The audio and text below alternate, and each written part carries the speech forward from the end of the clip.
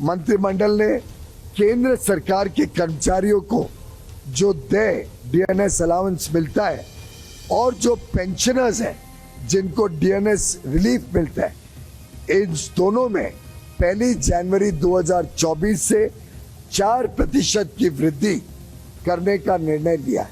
होली से पहले केंद्रीय कर्मचारियों की बल्ले बल्ले हो गई है।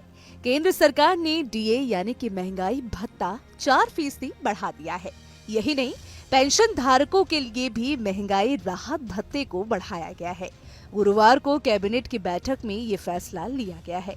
बैठक में ये फैसला किया गया कि केंद्रीय कर्मचारियों और पेंशन धारकों के महंगाई भत्ते और महंगाई राहत को 46% से बढ़ाकर 50% कर दिया जाएगा। कैबिनेट की इस बैठक की अध्यक्षता प्रधानमंत्री नरेंद्र मोदी ने की। अब कई लोग ये कैलकुलेशन लगाने में लगे हैं कि आखिर सैलरी में इजाफा कितना होगा। तो आइए आपको समझाते हैं। Basic pay plus grade pay into DA % is equal to DA amount, यानी सैलरी का हिसाब लगाने का एक सीधा सा फॉर्मूला है।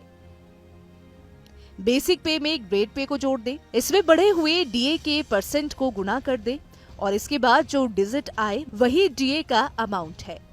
आसान भाषा में समझे तो बेसिक सैलरी में ग्रेड सैलरी को जोड़ने के बाद जो सैलरी बनती है उसमें महंगाई भत्ते की दर का गुना किया जाता है।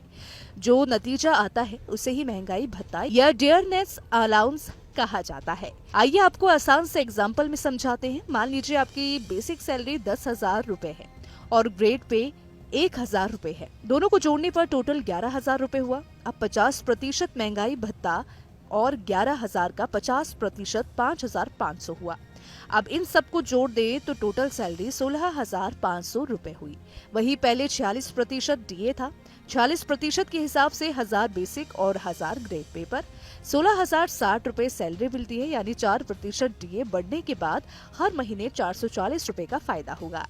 आपको बता दें कि सरकार ने अक्टूबर 2023 में डीए 4% बढ़ाकर 46% कर दिया था। अब इसे 4% और बढ़ा दिया गया है।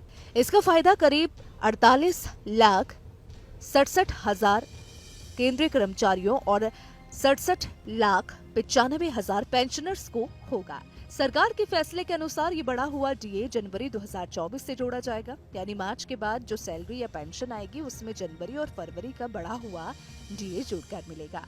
यहाँ आपको ये बता दें कि आखिर महंगाई भत्ता होता क्या है। दरअसल महंगाई भत्ता ऐसा पैसा है जो बढ़ती महंगाई के कारण सरकारी कर्मचारियों के जीवन स्तर को बनाए रखने के लिए दिया जाता है। ये पैसा सरकारी कर्मचारियों, पब्लिक सेक्टर के कर्मचारियों और पेंशन धारकों को दिया जाता है। इसका कैलकुलेशन देश की मौजूदा महंगाई के अनुसार हर 6 महीने पर किया जाता है। इसकी गणना संबंधित वेतनमान के आधार पर कर्मचारियों के मूल वेतन के अनुसार की जाती है। महंगाई भत्ता शहरी, अर्धशहरी या ग्रामीण क्षेत्र के कर्मचारियों का अलग अलग हो सकता है। केंद्र सरकार के इस फैसले से केंद्रीय कर्मचारियों में खुशी की लहर है। होली से पहले इस फैसले ने त्योहार की खुशी को बढ़ा दिया है।